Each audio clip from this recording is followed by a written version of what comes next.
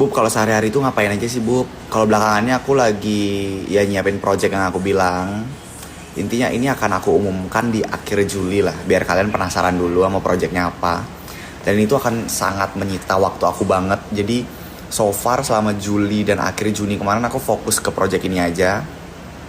Ya sambil mempersiapkan YouTube juga kan, maksudnya nge-shoot YouTube. Terus ngapain lagi ya? Saking banyaknya gue sampai nggak tahu nyebutin dari mana. Terus kerja laptopan, ngurus bisnis yang di Bali, karena kan sekarang aku lagi di Jakarta kan untuk waktu yang nggak tahu sampai kapan.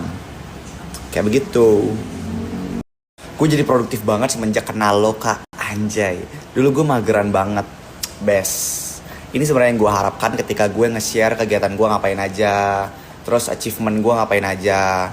Ini tuh yang gue harapin dari kalian, bukan yang kayak anjing sombong banget nih orang kayak baru punya kerjaan banyak atau baru achievementnya banyak dipamerin mulu.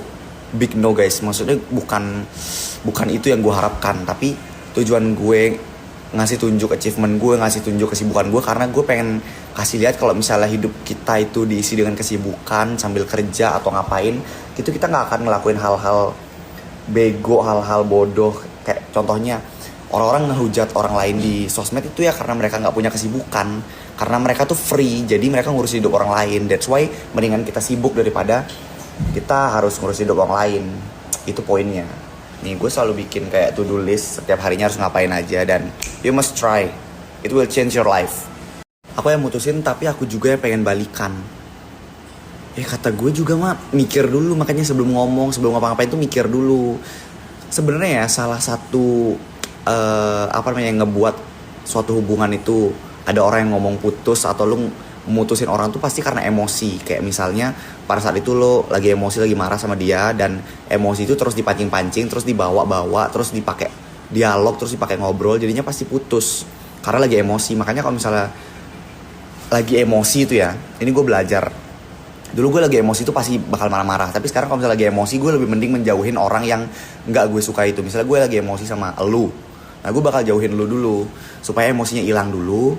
Seenggaknya ntar pas ketemu udah gak emosi lagi, daripada gue emosi sama lu tapi gue terus diam di depan lu, ntar malahan ada omong-omongan yang enggak keluar dari mulut gue, endingnya gue bakal kecewa dan bakal nyesel udah ngomong kayak gitu. Jadi daripada gue nyesel, mending gue ngejauhin dulu.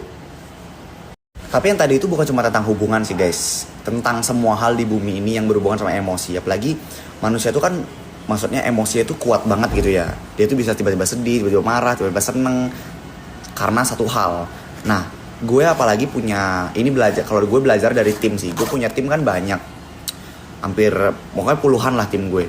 Dan setiap orang itu pasti tindakannya beda-beda. Mereka tuh efek dari perbuatan mereka ke gue itu beda-beda. Kadang bisa gue tanggepin itu bercanda, tapi kadang gue bisa tanggepin itu kayak apa sih nih orang, atau kadang bisa gue tanggepin itu serius atau gimana. Tapi kalau misalnya ada yang bikin gue emosi, dulu gue pasti marah atau ngomongin dia di belakang dan lain sebagainya.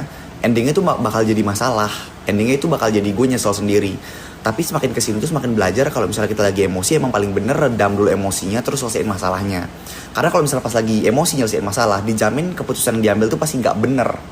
Trust me.